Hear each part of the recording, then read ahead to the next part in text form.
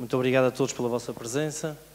É sempre gratificante verificar que este tema e esta conferência mereceu o interesse das pessoas.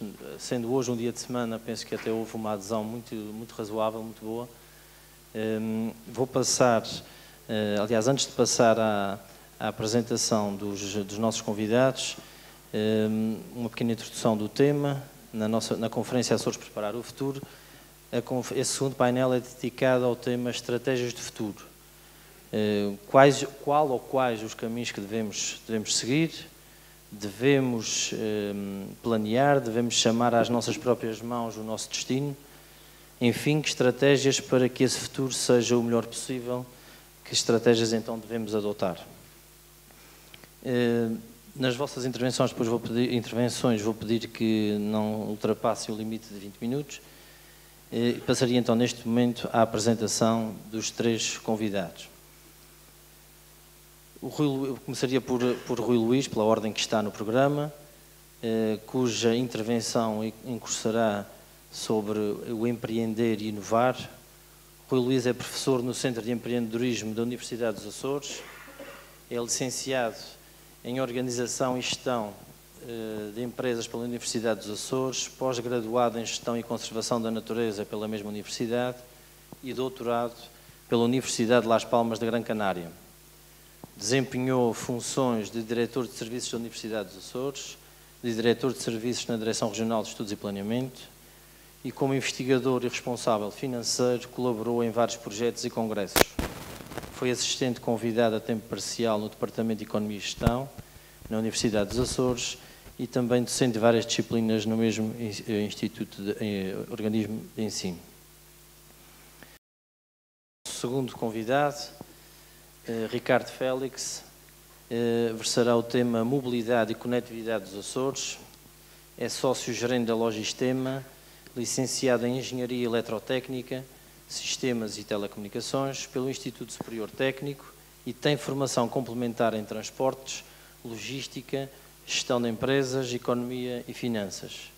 É fundador e presidente da Logistema e tem mais de 20 anos de experiência profissional em transportes rodoviários e logística, quer a nível empresarial, quer a nível setorial.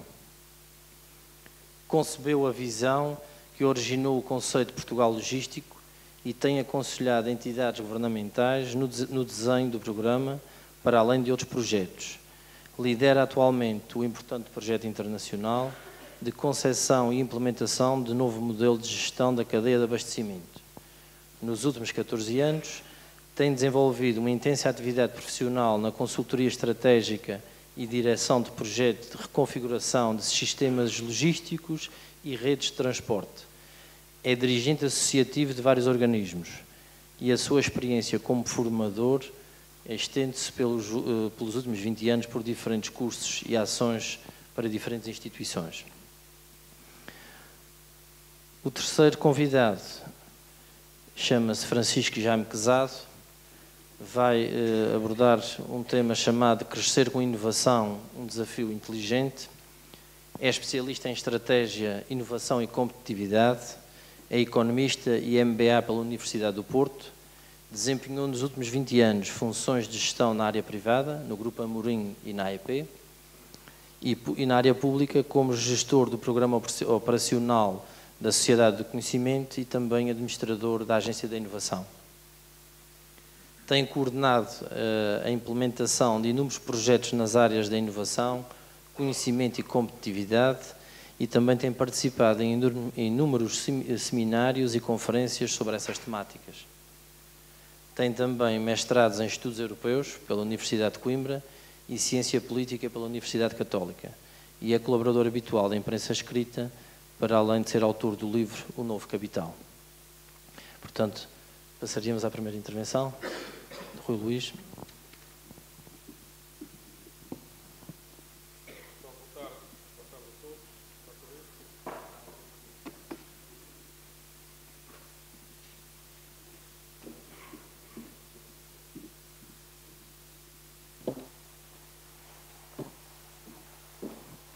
Bom, boa tarde a todos. Antes dos agradecimentos, o meu colega Arlindo, colega de curso, acaba de me dar uma boa notícia e uma má notícia. A boa notícia é que acabou de me doutorar, coisa que ainda não sou, mas agradeço. Mas também, ao mesmo tempo, acabou de me despedir da Universidade dos Açores, dizendo que eu já fui assistente, enquanto ainda sou, portanto, espero que esta minha vinda cá não tenha consequências tão graves como daqui se induz. Bom, mas em primeiro lugar, agradecer então à Câmara de Comércio o convite ao Centro de Empreendedorismo da Universidade dos Açores para estarmos aqui presentes nesta conferência tão importante para prepararmos o futuro. E eu gostaria que esta nossa participação do Centro de Empreendedorismo fosse o início de uma aproximação mais efetiva com a Câmara de Comércio e com muitas instituições e empresas locais. O meu último slide desta apresentação dirá que nós todos juntos fazemos mais sentido. E acho que não tem lógica continuarmos a andar cada qual para o seu lado, quando devemos remar todos no mesmo sentido. Esta apresentação não tem como objetivo ensinar empreendedorismo a ninguém. Para uma plateia de empresários, não tem lógica estarmos a ensinar o que é empreendedorismo para pessoas que no seu dia-a-dia labutam para que, de fato, as suas empresas sejam cada vez melhor. Mas empreender está na ordem do dia. Vejamos a própria agenda para a criação de emprego e competitividade empresarial que o Governo Regional, em boa hora, lançou. Para 60 medidas, a palavra empreender ou empreendedorismo está presente em 50 lugares na agenda. Portanto, é de facto algo que está na ordem do dia. E como queremos falar de futuro, acho que uma parte importante do mesmo é construído com uma educação empreendedora. E o que eu vou aqui também falar-vos é um pouco sobre aquilo que o Centro de Empreendedorismo está a fazer junto com o Governo Regional ao nível da educação dos mais jovens. Mas começaria por falar muito brevemente de algo que já foi aqui dito, o contexto onde estamos e a situação onde chegamos, que de facto é preocupante e vocês todos como empresários melhor do que ninguém sabem e se calhar a razão desta conferência é por isto mesmo. Mas para além de fazer o diagnóstico, que já está mais do que feito, o que nós necessitamos é de mudar a nossa atitude. É aquilo que nós muitas vezes dizemos, no lugar de estarmos a definir empreendedorismo e a explicar a história do seu surgimento, é nós percebermos que empreender passa por mudarmos a atitude. E nós todos sabemos, e o anterior painel frisou isso várias vezes, que há muitas coisas que poderemos fazer mudando apenas a nossa atitude. Algo que para nós é muito preocupante são esses dados do desemprego, principalmente do desemprego jovem. E vocês têm aqui duas realidades. Aquela atual, a mais recente, do quarto trimestre de 2012, e do quarto trimestre de 2008, a altura em que esta crise terá começado, no ano 2008. E é preocupante ver que o acréscimo do desemprego jovem tem sido quase de forma exponencial. Nós tínhamos, entre os 15 e 24 anos, cerca de 9,8% da população desempregada, agora temos 40%. Quando tínhamos entre os 25 e 34 anos 6,1%, agora temos 20%. Neste momento, dos cerca de 19 mil desempregados nos Açores, quase 64% são jovens com menos de 34 anos. E isto é algo que nos preocupa bastante, a nós, ao Governo Regional, também às empresas, porque todos nós sabemos que o emprego só pode ser criado pelas empresas. Mas até nisto, nós o que dizemos é que temos que mudar a nossa atitude. Temos que agir de forma diferente, temos que pensar de forma diferente, temos que pensar em conjunto. Isto aqui é o fundamental.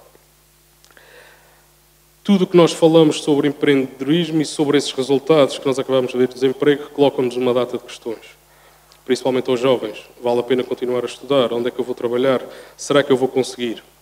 E nós o que dizemos é que, de facto, vale a pena, devem investir cada vez mais na educação. As empresas também o devem fazer. E ainda há pouco foi dito por vários oradores que Portugal, um dos problemas que tem, é a necessidade de melhorar a gestão das suas empresas. E é necessário também incutir maior formação aos trabalhadores das empresas, aos próprios empresários, aos administradores. Não há que ter vergonha de, continuamente, ao longo da vida, continuar a aprender. Mas, de facto, o modo de vida tem que mudar. E nós sabemos, pela crise que nos está a afetar, todos nós estamos até certo ponto a mudar a nossa vida. E as empresas também o terão que fazer. Mas os Açores também.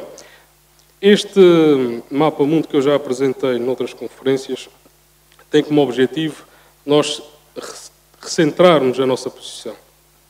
Muitas vezes, e desde que entramos na União Europeia, costumamos dizer que somos a periferia da Europa, somos região ultraperiférica e, como tal, temos as nossas limitações. Mas, historicamente, nós sempre tivemos no centro do mundo. Era por aqui que passavam todas as naus, quer fossem para o sul, quer fossem para o continente americano. Ainda há dias, numa excelente aula que o historiador Maduro Dias deu na Universidade dos Açores, percebemos a importância estratégica que os Açores tinham nos últimos séculos. E por que não voltarmos a pensar em nós como centro do mundo? Nós estamos no meio do Atlântico. Estamos sempre virados para a Europa, mas por que não virar-nos para o outro continente americano? E existe um potencial enorme que nos une, que é o mar, que nos leva até eles. E se historicamente soubemos chegar lá e estarmos cá à espera que por cá passassem, acho que está na altura de nós chegarmos até eles. Outra questão que nós, nos Açores, enquanto ponto central no mundo, temos que mudar um pouco é a nossa visão da nossa própria pequenez. O Maduro Dias também dizia nesta aula que deu aos alunos que nós temos uma característica do se. Se fôssemos só uma ilha, se as ilhas estivessem mais próximas, se estivéssemos mais próximo do continente, se o nosso mercado fosse maior. Bom, o que é certo é que a nossa realidade é esta. E o que ele dizia, com factos históricos, é que nós devemos centrar naquilo que somos e aproveitar e tirar as mais-valias de tudo aquilo que nós somos enquanto pequenos territórios, enquanto pessoas com capacidade para fazer muito por este mundo e que já demos provas no passado. Portanto, todos os se's que nós temos devem ser passados para o vamos. Vamos conseguir, vamos para a frente, vamos fazer, vamos lutar para que as nossas diferenças sejam cada vez menores. Escolhi também aqui, nessa perspectiva de mudar e relacionado com as empresas, num artigo desta semana do Açoriano Oriental, do Madruga da Costa, que é, neste momento, o presidente da Ordem dos Economistas nos Açores, em que também faz esse apelo à necessidade que os empresários têm que mudar. E ele dá aqui vários exemplos relacionados com o Código de Trabalho, naquela perspectiva de que sempre se diz que os nossos trabalhadores no estrangeiro são os melhores do mundo. Mas porquê é que eles não são aqui? Porquê é que também há empresas estrangeiras em Portugal em que esses trabalhadores, com o mesmo Código de Trabalho, conseguem ser excelentes trabalhadores? Significa que nós próprios também temos que nos adaptar. As empresas têm que se modernizar, as empresas têm que pensar em ter objetivos, ter uma missão, cumpri-los. Portanto, às vezes, no lugar de estarmos sempre a falar que a culpa é dos governos, a culpa é da legislação, vamos também organizar-nos, vamos gerir melhor, que foi algo que foi dito no anterior painel. Em finais de 2012, a Câmara de Comércio Americana em Portugal e a Fundação Luso-Americana lançaram um relatório muito interessante sobre a relação do empreendedorismo dentro das empresas, o entrepreneurship. Este relatório está disponível na net e é muito interessante verificar como é que as empresas, com este conceito de empreendedorismo, de mudar a sua atitude, de fazer coisas diferentes, de motivar os trabalhadores, que também é fundamental o fazê-lo, como as empresas podem alcançar mais sucesso se forem elas próprias também empreendedoras. É um relatório que eu recomendo. Aquilo que nos foi solicitado era fazermos a ponte entre empreendedorismo e inovação. E não há dúvida para que nós, nos Açores, possamos desenvolver cada vez mais, termos um crescimento sustentável, mas de maior valor acrescentado, nós temos que inovar. E para inovar, tal como foi dito anteriormente, temos que nos juntar à Universidade dos Açores. A Universidade dos Açores existe. Eu já disse aqui há dias, no início do ano letivo, a Universidade dos Açores, e também foi dito pelo Dr. Rui Yaman há pouco, nem sempre a Universidade sabe dialogar com a sociedade, nem sempre a sociedade também sabe ir de encontro à Universidade. Nós, neste momento, por via da crise em que a Universidade dos Açores se encontra, o portão principal da Universidade aqui no Pico da Urso está variado, portanto está sempre aberto. Vamos aproveitar essa oportunidade das portas estarem abertas e recebê-los a todos, mas também saber recebê-los e interagir com as empresas. Temos feito um esforço considerável nos últimos 3 anos de levar empresários à universidade, a dialogar com os alunos, e isto penso eu que tem tido os seus frutos. Mas é importante cada vez mais, não só o Departamento de Gestão, não só o Departamento de Ciências Agrárias, o Departamento de Ciências de Educação, por aí fora, todos temos que fazer um esforço considerável de aproximação à sociedade. E vice-versa, como o desafio que eu lancei à Câmara de Comércio. E não poderia ter surgido a melhor altura que esta notícia de hoje do Diário Insular, que destaca aqui o Departamento de Ciências Agrárias como aquele que lidera em termos científicos internacionais a área das publicações de interesse internacional. Aquilo que se pede também à Universidade dos Açores é que, para além do interesse dessas publicações a nível internacional, elas tenham um interesse prático e para a nossa sociedade e para as nossas empresas. Que nós saibamos tirar os frutos dessa relevância que a Universidade tem a nível internacional, mas que todo esse estudo, todos esses trabalhos científicos ajudem as nossas empresas a melhorar, ajudem os Açores a encontrar os produtos que tragam maior valor acrescentado às nossas empresas. Fica aqui também o desafio à Universidade. E aproveitava para reforçar aquilo que o professor Veiga Simão disse. A tríplice hélice que existe e que está expressa na Carta para a Competitividade. É fundamental que haja essa interligação entre a universidade, indústria, eventualmente regulada pelo Governo Regional.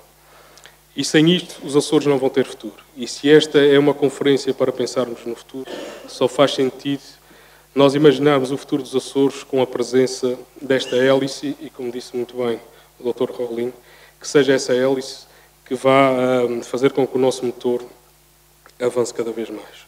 Um recente estudo também lançado este mês de fevereiro é o relatório, a segunda versão preliminar do relatório de reflexão sobre uma estratégia de investigação e desenvolvimento para os Açores, lançado pelo Governo Regional e que está ainda em análise pública e que era fundamental que todos os empresários e que a Câmara de Comércio também o analisasse e refletisse, aliás já o receberam certamente, porque está aqui espelhado em poucas páginas, cerca de 300, algumas das ideias para o futuro da inovação nos Açores.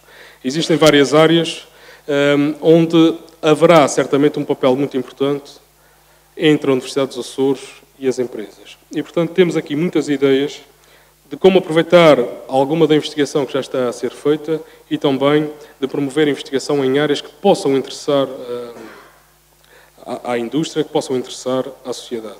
Eu sou defensor que o conhecimento científico deve estar em primeira linha ao serviço da comunidade, muito mais numa universidade regional como a nossa. E é importante que a sociedade acarinhe cada vez mais essa universidade, porque se os Açores não tiverem a Universidade dos Açores, serão certamente uns Açores diferentes e piores. Rapidamente, para não vos estar a amassar mais, só dizer qual é o papel do Centro de Empreendedorismo na educação empreendedora que se pretende para o futuro dos nossos jovens. Infelizmente, o centro ainda funciona fisicamente apenas em São Miguel, já poderia estar a funcionar aqui na Terceira, mas fruto de situações que todos nós conhecemos e de inércias que as nossas instituições ainda têm, infelizmente ele ainda não está a funcionar, mas vamos crer que nos próximos tempos ele se instale cá definitivamente e certamente que a Câmara de Comércio terá um papel importante em reivindicar junto à Universidade que aqui a Terceira e o Grupo Central também necessitam do dinamismo deste centro. O centro divide-se em 3 áreas, desde a formação, desde o empreendedorismo no sentido da promoção dele próprio, da formação e da investigação. Temos tido várias atividades ao longo dos últimos anos, das quais eu queria destacar mais à frente uma nas escolas. Algo que tem a ver com a inovação, que é a marca spin-off que foi criada e que ainda não teve qualquer fruto na Universidade dos Açores, que é a passagem da investigação para a concretização de empresas que utilizem esse conhecimento científico na nossa região. Mas vamos tentar que nos próximos tempos, e com toda essa pujança científica que a Universidade tem, que nós consigamos criar empresas que estejam, na prática, a utilizar o conhecimento da Universidade. Pela primeira vez, aqui em Angra, o curso de gestão irá disponibilizar uma disciplina de empreendedorismo e vamos estar mais próximo dos alunos a fomentar no ensino superior a dinâmica do empreendedorismo. Isto é alguns dados estatísticos sobre a nossa atividade, mas o que eu gostaria de vos dizer era o que vem a seguir. Aqui são exemplos de algumas empresas que surgiram depois de várias formações que nós temos vindo a dar. Mas gostaria de destacar este projeto que se chama Educação Empreendedora, o Caminho de Sucesso, que tem vindo a ser realizado com a Direção Regional da Juventude e com a Direção Regional de Educação. É um projeto de formação de professores e de ensino de empreendedorismo nas escolas. E estamos a começar desde o segundo ciclo. E pensamos que isso faz todo sentido, porque se nós queremos pensar no futuro, o futuro tem que ser construído desde já. E temos tido resultados interessantíssimos de ideias que os próprios jovens, desde o segundo ciclo, têm tido sobre aquilo que se poderá fazer no futuro para os nossos Açores. E, há um site disponível de educação empreendedora, portanto, com esse projeto, onde poderão verificar algumas das ideias que os alunos têm vindo a fazer. Está a decorrer uma nova fase também de um concurso que depois decorre de tudo isto, e é engraçado ver como os nossos jovens também têm ideias. E se os jovens têm ideias, porque é que nós também não havemos de ter ideias de onde encontrar produtos com alto valor acrescentado para os Açores? Este é um pequeno exemplo, que escolhi pelo fato de também estarmos aqui na Escola Tomás de Borba, e foi de um conjunto de alunos aqui desta escola que surgiu a ideia de voltarmos a plantar nos Açores plantas tintureiras, que já foi, na altura do pastel, um dos exemplos de exportação que os Açores tinham, e de aproveitar algumas dessas plantas para fazermos recargas de tintas utilizando marcadores que possam ser recarregáveis. É um pequeno exemplo de uma ideia que alia os recursos naturais que os Açores têm à utilização de um produto que a sociedade utiliza com frequência. E terminaria como comecei, dizendo que, de facto, todos juntos, todas as instituições que somos Açores e que aqui estão, todas juntas serão certamente mais fortes, e eu acho que isso, de facto, faz todo sentido. E que faço votos para que esta conferência seja, de facto, um princípio de uma construção de um futuro que os Açores necessitam. Obrigado.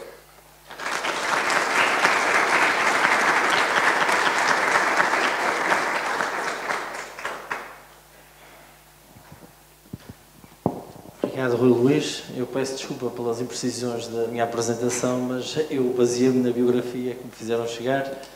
Passamos à próxima intervenção, Mobilidade e Conectividade dos Açores, por Ricardo Félix. Boa tarde a todos. Sou Presidente da Câmara de Comércio de Angra do Heroísmo, restantes membros de órgãos sociais, senhores conferencistas, meus senhores e meus senhores, caros colegas de painel. Já toda a gente que por aqui passou fez os agradecimentos que eu vou fazer pelo convite, e gostava de juntar a este agradecimento uma coisa que os nossos colegas anteriores não tiveram a oportunidade de fazer, que isto é a vantagem de estar a falar no último painel da tarde, que é realmente dizer que a Câmara de Comércio, não só pela iniciativa e o objetivo que tem com esta conferência, mas acima de tudo pela qualidade das intervenções que já foram feitas, não é fácil. Nós vamos a muitas conferências, realmente criou-se, e bem, esta dinâmica, mas é difícil encontrar uma conferência em que nós consigamos efetivamente apreender de tanto conteúdo e de tanta qualidade. De facto, há muitas pessoas a pensar, há muitas pessoas que pensam já há muitos anos e que, da experiência que acumularam, têm um destilado de altíssima qualidade, e que hoje aqui partilharam connosco, e seguramente vai acontecer também nas comunicações que se vão seguir e amanhã. Portanto, os meus sentidos parabéns, foi um prazer e é uma honra ter até a possibilidade de poder partilhar aqui convosco, quer, digamos, os conferencistas de uma forma geral, quer os membros dos painéis que por aqui já passaram e que vão passar. Dito isto, queria fazer aqui uma nota breve e rápida, que colhi da inspiração aqui de algumas das intervenções e que tem muito a ver com o tema da minha apresentação, que tem a ver com a mobilidade e com a conectividade. de facto, independentemente, digamos, da qualidade do meu conhecimento em termos de teologia, há uma coisa que de facto é evidente. Independentemente de sermos mais ou menos darwinistas, há uma coisa que parece evidente para todos. Isto, quando nós começamos a aproximar-nos dos 100 anos, começamos a ter uma visão diferente da história e do mundo, e talvez seja esse, digamos, o facto que me leva aqui a dirigir-vos um bocadinho essa reflexão. De facto, a natureza seguramente terá sido responsável pela criação das plantas e dos animais, mas só alguns, e provavelmente isso é um sopro de Deus, quer queira, digamos, que seja, digamos, as convicções religiosas ou não, há de facto uma diferença que é enorme naquilo que é o avanço que foi conseguido com estes animais, que somos nós, por via da fala. A capacidade de comunicação, a capacidade de podermos partilhar a reflexão, a capacidade de nos entendermos na colaboração, faz uma diferença que é, obviamente, muito grande e que a natureza teve aqui, efetivamente, um papel, por certo, na sua base, mas há aqui um sopro, há aqui nas diferentes culturas e nas diferentes religiões, tiveram muitos nomes, mas efetivamente há aqui uma diferença que é esta. E isso é muito relevante quando se fala de mobilidade e conectividade, porque é da mobilidade e da conectividade, seja do ponto de vista da comunicação, seja do ponto de vista das trocas comerciais, que efetivamente nós conseguimos fazer a diferença, e essa diferença nem é tanto apenas no bem-estar. Porque eu admito, e sem nenhuma referência ao meu clube, que um leão que não fala, não é? Vive numa comunidade pequena, caça, alimenta-se, portanto, procria, desfruta dos seus momentos de lazer e faz isto tudo sem falar. Portanto, numa sociedade que, como aqui já foi referido, se orientou ao consumo, ou que se orienta na perspectiva mais ou menos da tal seleção natural, mais ou menos darwinista, e que olha para o lazer, na realidade, é descer um nível, pelo menos, àquilo que a natureza, de facto, consagrou às plantas e aos animais. De facto, nós somos diferentes e essa diferença ocorre fundamentalmente por essa capacidade de colaboração, de comunicação e preparados para um nível de ambição diferente e que tem um reflexo fundamental em duas ou três áreas. Uma é, efetivamente, a cultura e a arte. Não consta que, efetivamente, ninguém mais, sem estas capacidades, o tenha conseguido. E, por outro lado, a capacidade de cooperação que leva à geração de riqueza e que nos levou, inclusivamente, à categoria de semideuses, quando saímos aqui da bola onde estamos aprisionados e conseguimos sair dela e conseguimos voltar ao espaço, praticamente nessa condição de libertação, quase como semideuses. Portanto, para enfatizar as questões fundamentais da comunicação, como digo, sejam elas a nível, digamos, da fala, do entendimento, da partilha, da reflexão, quer a nível da cooperação, que nos permite, de facto, assegurar a cooperação e a colaboração com as trocas económicas. É isso que faz desenvolver a tecnologia, é isso que faz com que nós estejamos no estado do desenvolvimento atual. Portanto, qualquer visão que nos leve para uma perspectiva diferente desta é realmente estarmos a recuar naquilo que é a evolução, seja ela da natureza, seja ela considerada mais alguma coisa do que isso, faz com que sejamos, de facto, uns animais um bocadinho mais evoluídos, ou pelo menos temos essa convicção. Isto casa diretamente com também algumas coisas que aqui foram ditas relativamente à natureza, ainda agora aqui o professor Rui Luís enfatizou isso, à natureza, digamos, que eu diria que é a nossa matriz identitária em Portugal, que é a descontinuidade do território e o isolamento, muitas vezes ligado à periferia, mas acima de tudo à descontinuidade do território. Mais descontinuidade, mais dificuldade de comunicação, menos evolução. Esta, julgo que é uma conclusão que todos, com certeza, partilhamos. Portanto, quando falamos dos Açores, e depois de termos refletido muito no que foi digamos, o processo de desenvolvimento do Portugal logístico, nessa perspectiva que era também, digamos, como o Saramago dizia, de sairmos desta condição de prisioneiros da jangada de pedra, o trabalho que temos feito aqui nos Açores, nesta perspectiva de melhoria das condições de mobilidade e de conectividade, trazem-nos efetivamente um resultado que não será, digamos, muito surpreendente quando olhamos para aquilo que fizemos da nossa história. Portanto, desde a fundação, nós temos um problema de escassez de recursos, temos uma população pequena e temos, digamos, que encontrar um modelo de negócio e de desenvolvimento que não é comparável a outros, digamos, povos e outros, digamos, e outros territórios que não têm este tipo de problemas. E conseguimos-lo fazer, de facto, a partir da tecnologia, a partir de muito trabalho com as universidades. As universidades foram criadas muito com a preocupação de levar a questão da qualidade, digamos, das artes e da cultura, mas muito focado desde Dom Dinis na perspectiva de desenvolvimento tecnológico para encontrar um modelo de negócio diferente e que passava fundamentalmente por evitar o problema da falta da terra, o problema de não termos condições para poder comercializar coisa nenhuma nas rotas do Mediterrâneo e, digamos, da costa oeste até à Flandres, e procurámos a nossa alternativa através da tecnologia.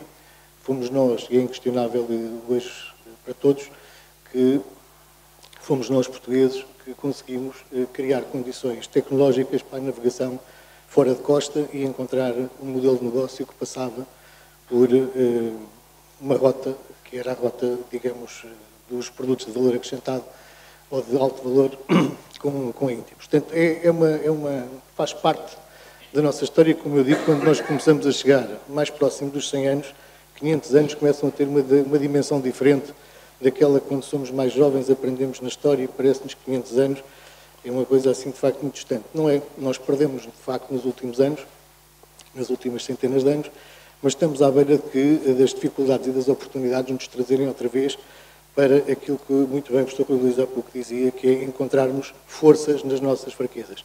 É vivermos com aquilo que efetivamente são as nossas matrizes e procurar aí o nosso modelo de desenvolvimento.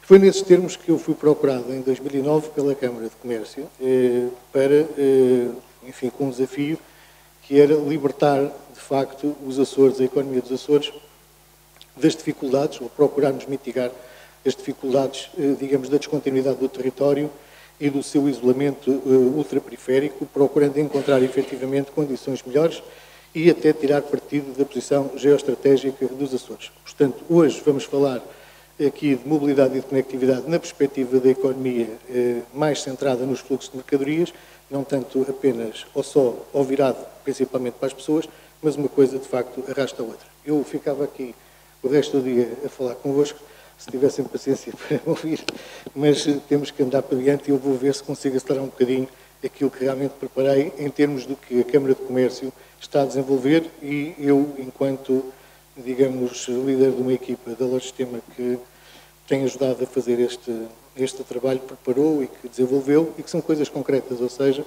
a Câmara de Comércio tem, entre outros méritos, este de dizer, não, temos que agir, não é? Há um tempo para pensar e há um tempo para agir. Se não agirmos, nada acontece. Portanto, temos que passar de uma gestão de palavras de ordem. É preciso crescer, é preciso desenvolver, é preciso sustentabilidade para coisas concretas que efetivamente sejam implementáveis e que conduzam a resultados. Muito brevemente, a nossa empresa é uma empresa de consultoria logística que trabalha ao nível da logística das empresas e ao nível da logística das regiões e dos países.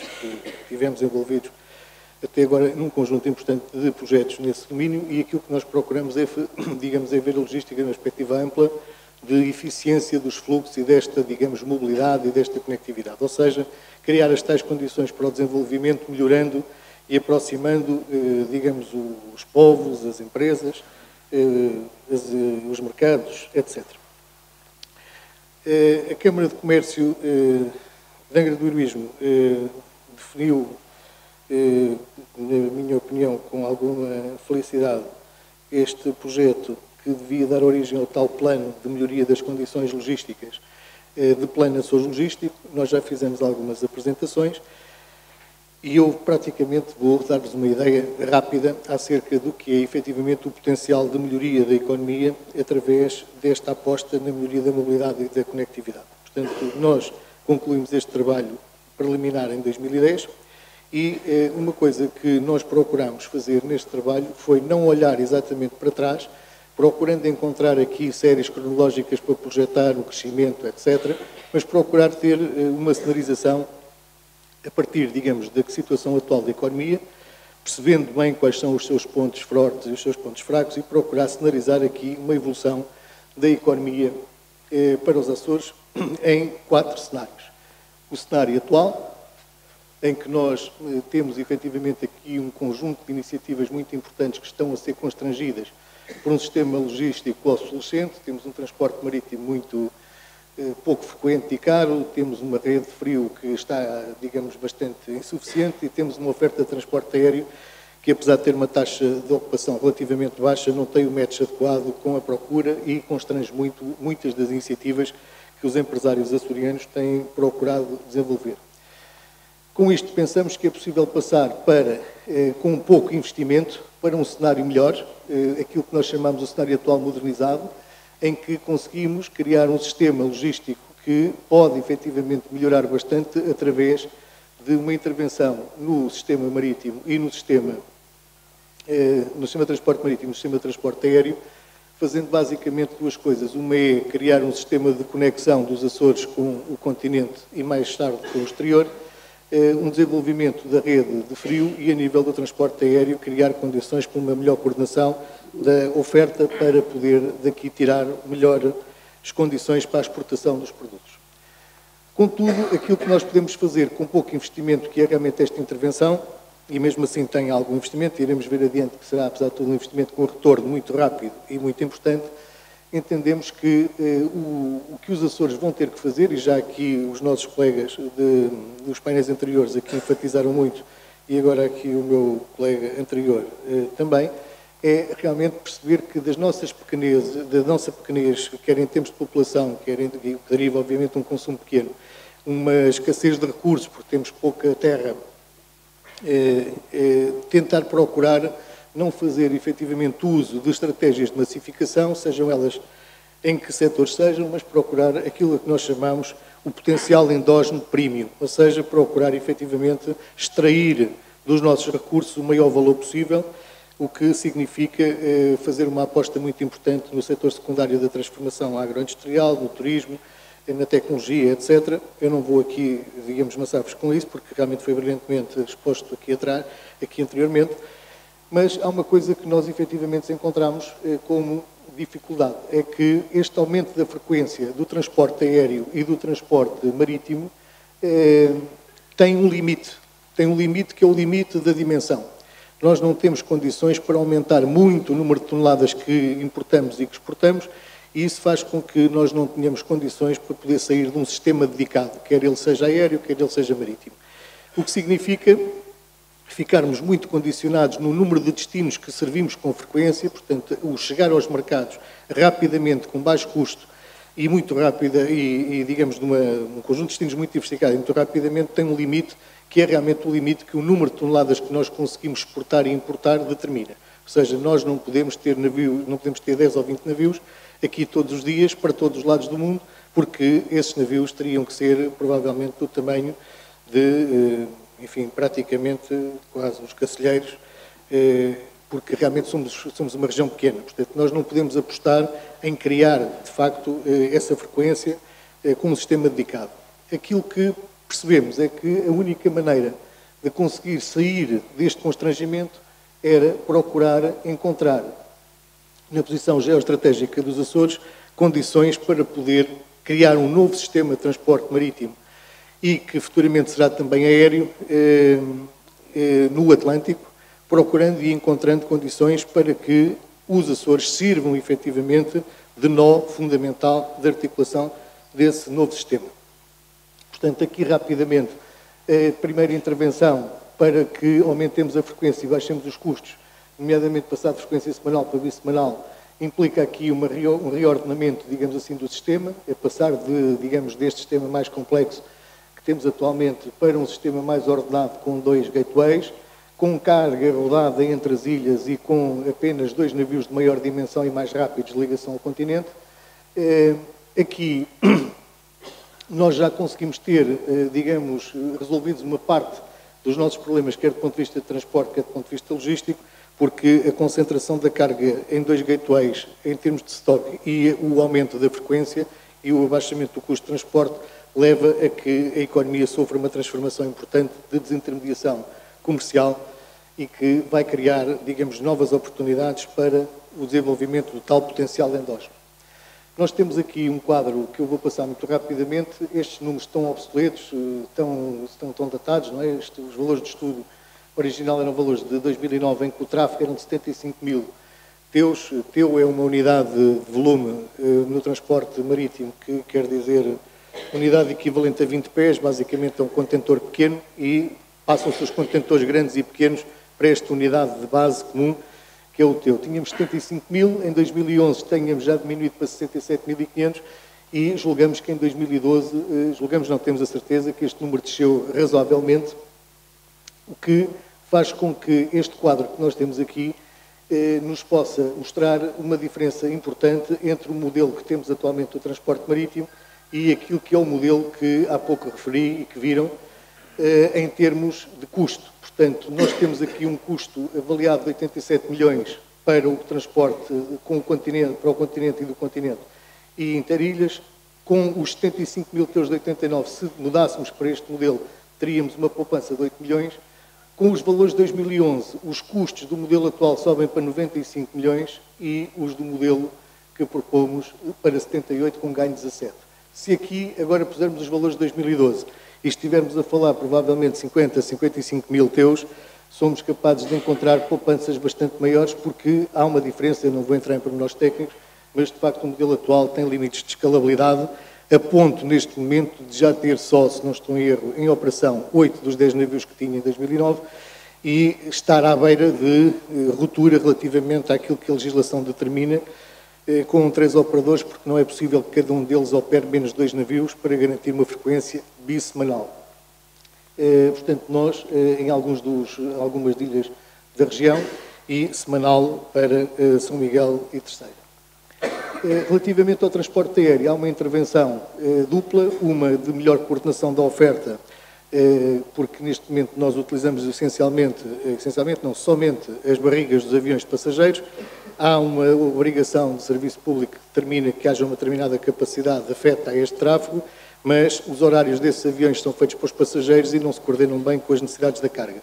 Portanto, aquilo que nós entendemos e demonstramos nesse trabalho é que é possível ter algum ganho na capacidade de utilização dessas barrigas dos aviões, se houver uma melhor coordenação entre a SAT e a TAP, e tem que ser reforçado com um avião cargueiro para que haja condições de poder atender à procura com os níveis de serviço adequados. A nível da logística, estes gateways permitirão o desenvolvimento de parques logísticos com melhores condições para poder modernizar o sistema e criar desintermediação e melhorar, digamos, o valor económico que é possível criar com a logística. Relativamente ao potencial exógeno que a posição geoestratégica dos Açores determina, foi alvo de um trabalho bastante apurado e eu tentarei explicar-vos aqui em 3 passos rápidos qual é a ideia e o que é que estamos a desenvolver e o que é que está a ser feito. Os Açores estão aqui, isto são os fluxos, digamos, anuais de teus a nível global. Aqui entre a costa oeste americana e a costa oeste europeia e a costa leste americana, há aqui um tráfego de 6 milhões de teus, que inclui aqui o tráfego do Mediterrâneo para os Estados Unidos e vice-versa, e que vai crescer, ou que se deseja que cresça, no âmbito das medidas que estão a ser tomadas para debelar a crise, digamos, no mundo ocidental, digamos, mais desenvolvido. Estamos a falar fundamentalmente da Europa e dos Estados Unidos. Uma recente declaração do Presidente Obama, que provavelmente será conhecida no futuro como o New Deal do Presidente Obama, vai intensificar bastante este tráfego. Mas mesmo assim é um tráfego bastante importante, são 6 milhões, e nós pensamos que é possível criar um novo sistema de transporte no Atlântico, transporte marítimo, criando um sistema que se suporta neste racional. Atualmente, os navios que cruzam o Atlântico e que levam a carga da Europa para os Estados Unidos têm uns percursos que são mais ou menos em loop fechado e que aqui estão mais ou menos representados desta forma. Carregam num porto, depois carregam no outro, carregam, descarregam, atravessam o Atlântico, chegam ao primeiro porto, carregam, descarregam, por aí adiante e depois voltam ao mesmo sítio. Isto, nomeadamente, para a carga que vem aqui para o Mediterrâneo dos Estados Unidos e que vai do Mediterrâneo para os Estados Unidos, chega a demorar 40 dias, porque depende muito dos pares de portos de que estamos a falar.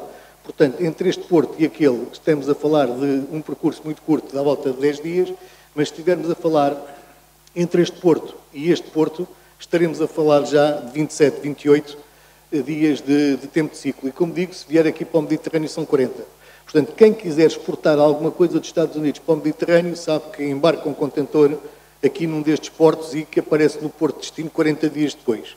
Isto obriga a custos logísticos enormes, à perda de oportunidades de negócio, porque é efetivamente a frequência que mais conta para o custo total logístico. O que é que nós estamos aqui a propor?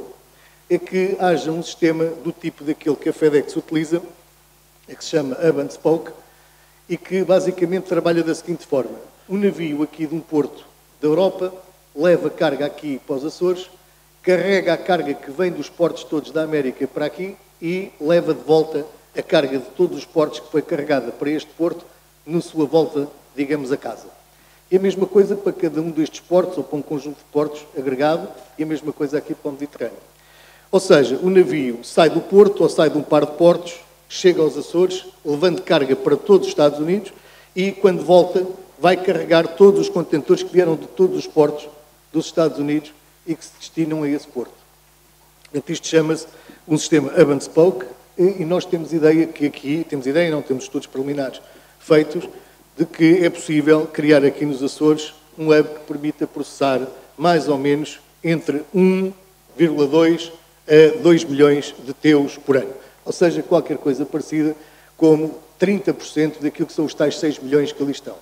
Mas ao longo do trabalho descobrimos outra coisa importante, é que este sistema pode pôr a jogo portos de dimensão mais reduzida, porque para quem não é especialista nesta matéria, pode achar estranho, mas muita carga que em Portugal continental e naturalmente a carga que vem dos Açores e que passa pelo continente para exportar, vem, digamos, a Lisboa ou ao Porto e é carregada em caminhão para ir até a Holanda, a Roterdão ou a Antuérpia para depois sair para os destinos.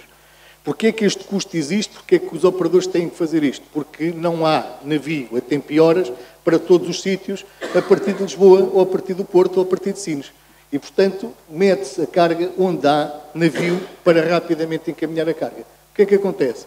Há um tráfego brutal aqui a nível europeu, há um congestionamento brutal dos acessos aos grandes portos, como é o caso de Roterdão, Antuérpia, Bremerhaven, etc., e há uma concentração cada vez maior dos serviços que estão associados a essa carga, nomeadamente logísticos, para terem uma ideia, o óleo de palma que vem da Ásia e que vem para toda a Europa aqui do Sul é descarregado em tanques que estão em Roterdão e que servem de ponto de apoio e de placa giratória para depois se venderem em quantidades mais pequenas para aqui. Portanto, este sistema o que faz é criar condições para que portos de dimensão média, estamos a falar de 600 mil, 1 milhão de TEUs, possam efetivamente competir em frequência e em custo com portos como Roterdão ou mesmo os outros mais acima no norte da Europa.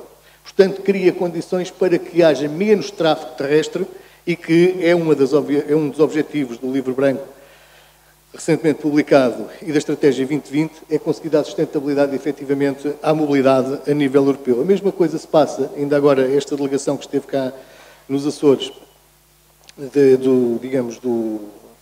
no âmbito, digamos, da mudança da base das lajes, do Grupo Bend, disseram, bom, mas realmente aqui na costa dos Estados Unidos isto passa-se exatamente da mesma forma.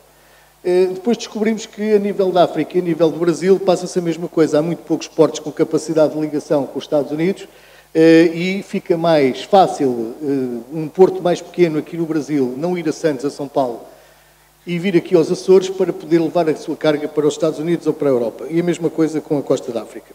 Isto está tudo planeado, portanto, o projeto era efetivamente e é criar um plano de ação para agir, para implementar.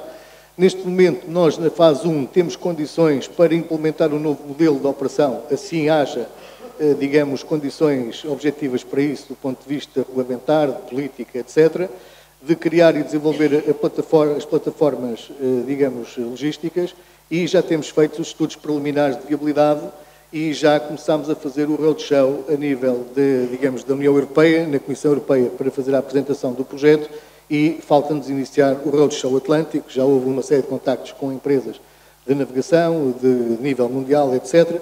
Portanto, estamos numa fase, neste momento, em que temos ideia clara de que é possível, de que é vantajoso, que é viável, e o valor do investimento não é desproporcionado, porque há condições objetivas para poder encontrar bancabilidade para esse investimento. Estamos a falar em 250 milhões a 500 milhões em 2 fases de desenvolvimento. Portanto, numa fase 2, a introdução dos novos navios de contentores e os RoRo, o novo sistema de operação, digamos, do transporte aéreo, a conclusão ou a construção, digamos, das plataformas e criar condições para poder financiar os estudos prévios, digamos, do lançamento deste hub atlântico, a que chamamos agora Azores Atlantic Hub. Bom, e depois numa fase 3 temos então os investimentos portuários do hub atlântico. É claro que a implementação deste novo sistema interno obriga a alguns investimentos, não é suposto não haver investimento, há vários tipos de investimento a fazer, mas como digo, todos eles em dimensão bancável e com elevada rentabilidade e com um impacto muito grande do ponto de vista económico para a região. E por aqui fico. Muito obrigado pela vossa atenção e as minhas desculpas pelo tempo que eventualmente tomei um bocadinho mais. Boa tarde, obrigado.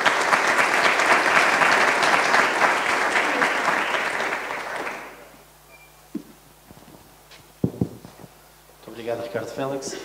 Passamos à intervenção seguinte, Francisco Jaime Quezado, sobre o tema Crescer com Inovação, um Desafio Inteligente.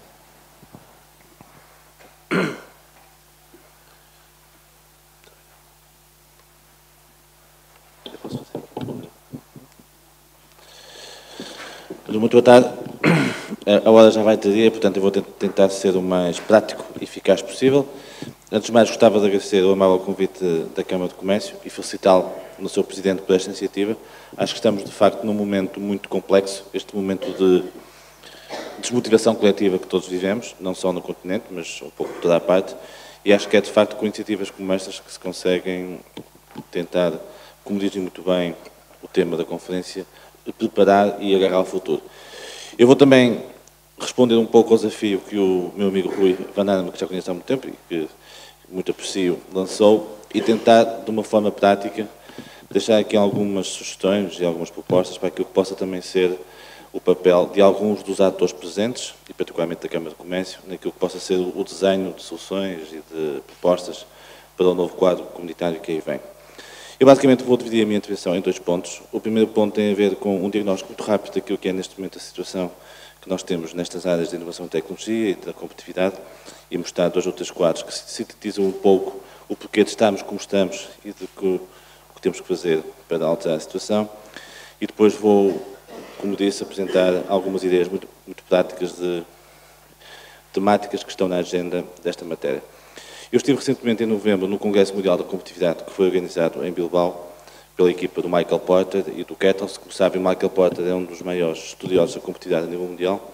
Ele fez um estudo há 20 anos sobre a competitividade da economia portuguesa e, de facto, esse Congresso Mundial, que teve cerca de 5 mil pessoas e alguns dos principais clusters e associações representativas de todo o mundo, foi feito em Bilbao, porque Bilbao é considerado a nível mundial um dos casos de maior sucesso do ponto de vista de política competitiva em termos estratégicos.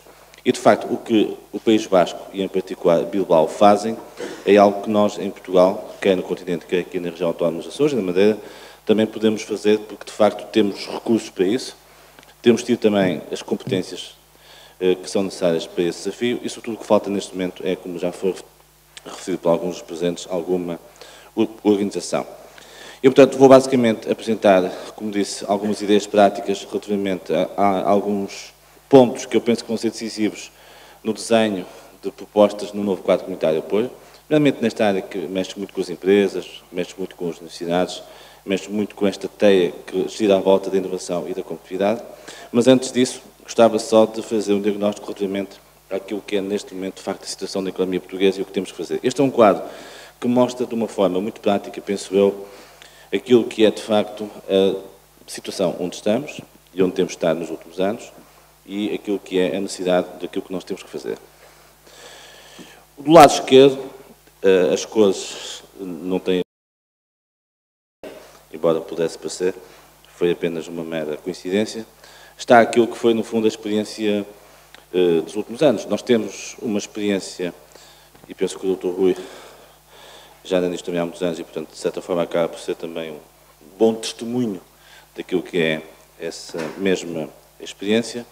Nós temos uma experiência de 20 anos de fundos comunitários, muito concentrados, como é sabido, nos últimos anos, sobretudo nos últimos 2 quadros comunitários de apoio, o QCA3 e agora mais recentemente o CREN.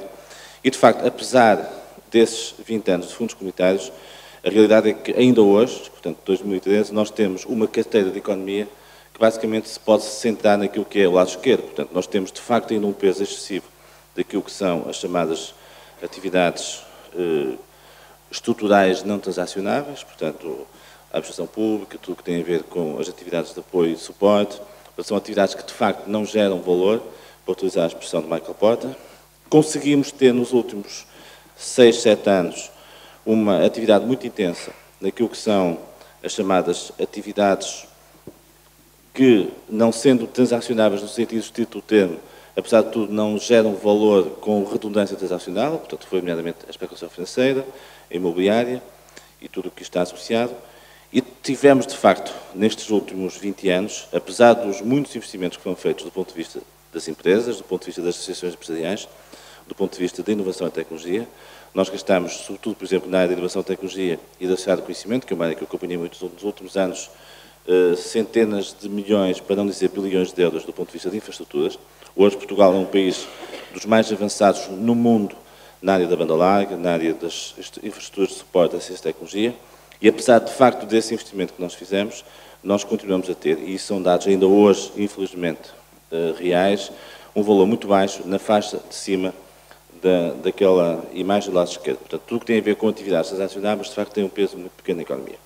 E, portanto, o que dizem os diagnósticos todos, e o que dizem, em particular, o trabalho que tem vindo a ser feito a nível da União Europeia, e muito particularmente também do nosso país, relativamente àquilo que tem que ser a aplicação desta quase que última oportunidade que vamos ter de financiamento comunitário, é que, efetivamente, ela tem que ser uma oportunidade muito concreta do ponto de vista da utilização da imagem. Porque nós temos, de uma vez por todas, e isso é uma mensagem muito clara, que fazer com que as atividades transacionáveis, que estão, portanto, na faixa superior desta nova imagem, passem, de facto, a ter um peso mais relevante. Por isso é que, de facto, uma das notas fundamentais para o novo quadro é a aposta nos meios transacionáveis, a aposta na cadeia de valor, a aposta nas exportações. O que é pena, de facto, é que o Michael Porter, quando esteve cá há 20 anos, tenha, de facto, falado muito nisso. E, apesar, de facto, de ele ter falado muito nisso e de ter havido, por parte de alguns setores de atividade, até algum entendimento sobre a importância que isso teve, o que é certo é que, tirando alguns casos muito pontuais de algumas empresas que, efetivamente, perceberam a mensagem e conseguiram se reorganizar, a mensagem não passou. Portanto, a primeira nota que eu deixava é que, efetivamente, a urgência de uma mudança na economia portuguesa é fundamental. E penso que será muito difícil, do ponto de vista de entendimento até nas instâncias comunitárias, nomeadamente dentro daquilo que é o novo contexto do Horizonte 2020 e da especialização inteligente e todos esses frameworks que se arranjaram para, no fundo, redimensionar a agenda competitiva, que assim não seja. Depois temos aqui um outro quadro, que eu acho que também é importante nós retermos para perceber um pouco o que também foi esta experiência dos últimos 20 anos. Nós temos aqui basicamente 2 décadas, que são as décadas que no fundo estão associadas também a estes 20 anos de fundos comunitários e que mostram um pouco aquilo que foi o comportamento das variáveis que têm a ver com o crescimento da economia. Portanto, nós vivemos uma época onde não há crescimento, toda a gente diz, e muito bem, que precisamos de voltar a ter uma agenda de crescimento, e toda a gente sabe que, do ponto de vista da teoria económica, são normalmente 3 as grandes variáveis responsáveis pelo crescimento. O consumo, nomeadamente o consumo privado, e a despesa pública, naturalmente, o investimento e, em particular, sobretudo para pequenos países periféricos, como é o nosso caso, as exportações. Se nós virmos deste quadro, do lado do primeiro gráfico, vê-se perfeitamente que os anos 90, que foram os anos do primeiro boom de fundos comunitários associados muito ao QCA3 e ao fim do QCA2, de facto, fruto de uma cultura em que a banca também teve grandes responsabilidades e uma certa ideia de consumo fácil, foi o consumo privado e a despesa pública que, de facto, aceleraram o crescimento da economia. O investimento, sobretudo o investimento público, muito dele associado a infraestruturas que são conhecidas, também teve aqui o seu peso importante. E, portanto, nós tivemos aquilo que hoje se chama muito na economia, o chamado crescimento enviesado artificial, que foi, em média, na década de 3,6, mas que, de facto, não deixou uma redundância do ponto de vista estrutural. Na década que seguiu, e, portanto, já numa fase posterior dos fundos comunitários, portanto, fim do QCA3, passagem, aliás, período do QCA3 e transição para aquilo que seria depois o CREN, no final da década, vemos que houve, de facto, uma diminuição do peso do consumo privado e da despesa pública, porque, de facto, a despesa pública passou a ter, do ponto de vista estrutural, um peso menos importante e o investimento também caiu. E, portanto, como é que nós devemos alterar este paradigma? O diagnóstico é muito simples. Eu vou só pôr aqui alguns quadros que já foram referidos pelos antecessores, mas que é importante nós não esquecermos.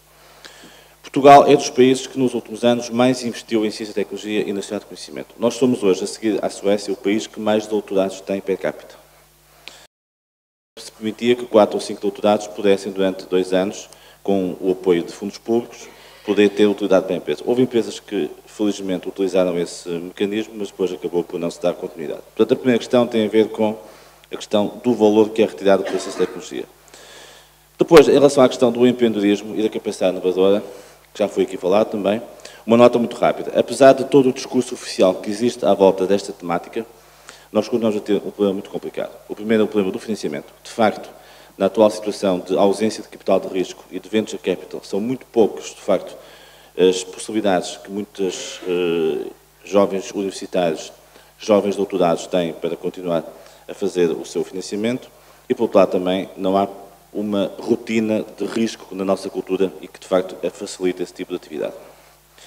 Os valores de qualidade da gestão que nós temos em Portugal são muito baixos. Já se falou disso anteriormente, nomeadamente do professor Veiga Simão, mas, de facto, a situação é muito complicada. O IMD, que é uma das mais reputadas universidades mundiais, portanto, é uma escola suíça, que todos os anos faz um grande inquérito sobre a qualidade da gestão nos países, tem vindo a fazer todos os anos, e os valores mais recentes de que disponho, os valores para 2011 também já estão disponíveis, e são mais ou menos como os de 2010, mostram duas coisas. Primeiro, que a qualidade da gestão, que é medida normalmente através de um conjunto de indicadores que têm a ver com a responsabilidade social, as práticas de auditoria, a qualidade de motivação interna dentro das empresas, em Portugal tem vindo a decair ano após ano. O que não deixa de ser, de facto, muito curioso, porque havia uma expectativa de que, à medida que se ia avançando na cadeia de valor das próprias gerações empresariais, que isso ia mudar.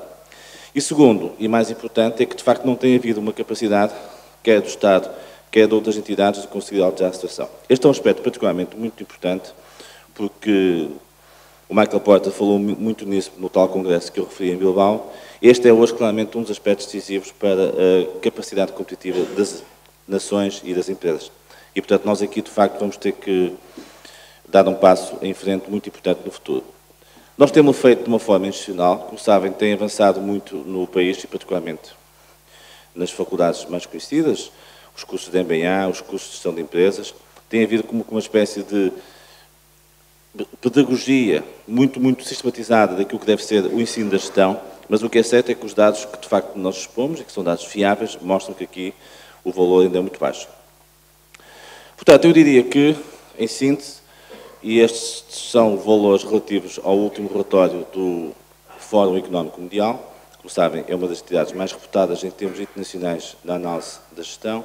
Portugal, de facto, está ainda com valores muito baixos do ponto de vista da competitividade. Eu diria que, para aquilo que são, de facto, os desafios que neste momento se criam em relação, voltei aqui atrás, em relação à economia portuguesa, e neste quadro de desenho de novos projetos que se vão ter que fazer para um novo quadro comunitário, que está aí, e, portanto, deverá começar a entrar em vigor a partir de 2014/2015, nós vamos ter, de facto, algumas diferenças em relação ao passado recente. E a primeira delas tem a ver com a questão da colaboração. Eu vou já dar alguns exemplos à frente, mas mais do que nunca eu penso que, efetivamente, aquilo que vai ter que acontecer é que, como nunca antes, aqueles que são os atores relevantes nos territórios, plenamente as associações empresariais, as universidades e os próprios municípios, que têm um papel importante do ponto de vista da política pública, vão ter que desenhar novos projetos de base colaborativa. Eu diria que da forma como o Horizonte 2020 está desenhado, da forma como a especialização inteligente está concebida e a forma como os países vão ter que adaptar a esses dois guidelines nos seus próprios programas nacionais, e como sabem, e o Dr. Rui já nos referiu há um bocado, o programa português também está em fase de concepção, a questão da colaboração vai ser um aspecto muito importante. Depois o processo da intermediação, a forma como estes atores depois se relacionam com os mercados e com a forma como se posicionam nos mercados. A questão da relação que esses atores vão ter com os seus parceiros internacionais. A questão do marketing e da comunicação, que mais do que nunca vai ser importante, e a questão do valor. Eu vou agora referir aqui à frente alguns casos que me parecem importantes sobre esta matéria. A questão da colaboração. O exemplo que tem sido referido no nosso país em relação a esta matéria, mas começa a ser considerado em termos internacionais um caso de muito sucesso e que penso que vai ser cada vez mais considerado um piloto do ponto de vista de projetos futuros. Só de referir que, por exemplo, no evento de lançamento, assim se pode dizer, ou de ponto de situação do novo quadro que o Governo organizou na Culturgest em Lisboa, há alguns meses, e onde alguns presentes estiveram, este exemplo foi apresentado, portanto, o exemplo do calçado. Portanto, de facto, o caso do calçado é um caso muito simples, porque se baseia numa lógica muito prática que se aprende hoje na gestão, que é a chamada lógica de competição, que no fundo é cooperar em competição, mas ao mesmo tempo competir em colaboração. Portanto, o que o calçado fez há 20 anos, é uma história conhecida, mas que eu rapidamente sintetizo, foi as empresas de calçado decidiram perceber que a única hipótese que tinham de sobreviver na conjuntura de crise internacional que se avizinhava e num contexto de competição cada vez maior, era associarem-se numa associação, mas para gerir a cadeia de valor do próprio negócio. E, portanto, o que eles, no fundo, fizeram foi pôr nas mãos da associação a gestão de todas as fases relevantes do negócio, desde a compra de matérias-primas, a toda a fase de aposta na qualidade e nos processos de produção o mais sofisticados possíveis, e depois, sobretudo, na abordagem dos mercados internacionais. A abordagem dos mercados internacionais tinha a partir de um problema, que era o problema da competição, porque, no fundo, as empresas precisam, obviamente, de ter o seu próprio negócio individual, e isso, muitas vezes, pode ser prejudicado pelo facto de ir em grupo. Isso não aconteceu porque houve a preocupação, desde o princípio, em salvaguardar esse princípio. E, portanto, eu diria que, e não tenho qualquer dúvida sobre isso, que na área dos apoios às empresas, e sobretudo na área dos apoios àquilo que são as estratégias coletivas de eficiência, e que já tiveram, neste quadro que está a acabar agora, um apoio muito grande através dos projetos dos clusters e de outros associados, esta questão da colaboração competitiva vai ser fundamental. E, portanto, acho que um desafio interessante, por exemplo, aqui para a Câmara de Comércio, que é um ator central naquilo que é a política pública empresarial aqui na região autónoma dos Açores, e em particular na ilha da Terceira, esta questão é muito importante, ou seja, o saber juntar as empresas em projetos de base competitiva muito forte, mas com uma base de colaboração nova, vai ser importante. E, portanto, eu acho que o fazer benchmarking com experiências como o calçado pode ser muito interessante, visitar a Picapes, aprender com eles como é que, efetivamente, a gestão da cadeia de valor se fez, porque isso vai ser muito valorizado. Outro aspecto muito importante tem a ver com a questão dos consórcios 4.0. Os consórcios 4.0 é uma tecnologia que se começa a falar agora ao nível, sobretudo, dos meios da ciência, da tecnologia, e tem a ver com aquilo que estará na base da concepção do 8º Programa Quadro. O financiamento comunitário, diretamente da União Europeia, na área da ciência e tecnologia, faz-se através dos chamados Programas Quadro, está em fase de conclusão o atual 7º Programa Quadro, e vai vir o novo programa que está muito focado no Horizonte 2020, que é o 8º Programa Quadro. A ideia é que também aqui, a exemplo do que se passa com as empresas, vai ter que haver uma nova geração de projetos. E, portanto, há uma ideia também instituída de que a forma como os centros de investigação, as universidades, se articulam com as empresas na mobilização deste tipo de projetos não tem funcionado muito bem. É evidente que alguns países têm feito de uma forma exemplar, nomeadamente a Alemanha e os países da Europa do Centro, porque, de facto, já estão muito desenvolvidos na sua própria dinâmica de articulação com as empresas, e, sobretudo, porque têm grandes multinacionais, como é o caso da Siemens e da Bosch e de outras, que já têm uma política de investigação muito forte. Agora, o que é certo é que em países mais pequenos e em países mais atrasados nesta política de articulação das empresas e das universidades, como o caso de Portugal, infelizmente, tem que também alterar o paradigma. E, portanto, aqui o que vai ser preciso fazer, e é um outro desafio também para a Câmara de Comércio e para as associações do perfil, é saber desenhar com a universidade e os centros de inovação projetos diferentes nesta área da inovação prática. Ou seja, aquilo que basicamente vai ser preciso fazer, e é isso que, por exemplo, a França está a fazer neste momento, tanto quanto sei, é identificar de uma forma muito prática 4 ou 5 clusters, portanto não é preciso muito mais, onde efetivamente haja uma definição de carteira de competências que seja clara, exaustiva e efetiva, para utilizar uma expressão muito prática. Ou seja, pegando aqui no exemplo dos Açores, fala-se muito na aposta aqui na região autónoma dos Açores, e muito bem, do mar, como aliás se fala também a nível do continente há muito tempo. Portanto, há necessidade de termos uma agenda para o mar,